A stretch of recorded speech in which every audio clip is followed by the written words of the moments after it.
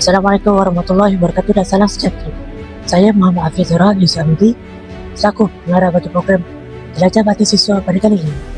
Saya Siti Nur Hasanah binti Muhammad Razi selaku Timbalan Pengarah program Jelajah Bakti Siswa pada kali ini. Kepada seluruh rakyat Malaysia, terutamanya warga Universiti Sultan Hassan Shah, pada tahun ini telah tahap memasuki satu dekad penubuhannya.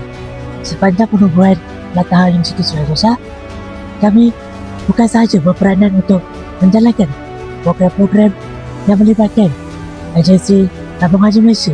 Selain itu, kami juga menjalankan program-program yang berimpak tinggi yang meliputi aspek-aspek ekonomi, sosial dan komuniti.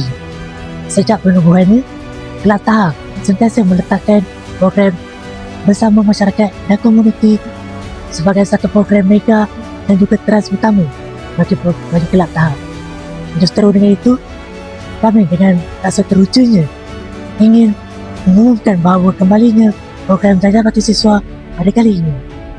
Betul tu Afiq. Untuk edisi kali ini, program Jelajah Bakti Siswa bakal memasuki edisi ke-9 sekaligus menjadi bukti komitmen berterusan Kelab Taha dalam menyatuni dan berkhidmat kepada masyarakat sepanjang sedekad penubuhannya. Okey, seperti Hasanah maklumkan tadi, pemahaman ini merupakan satu berita gembira buat masyarakat dan kampung yang akan dapat kebingungan itu.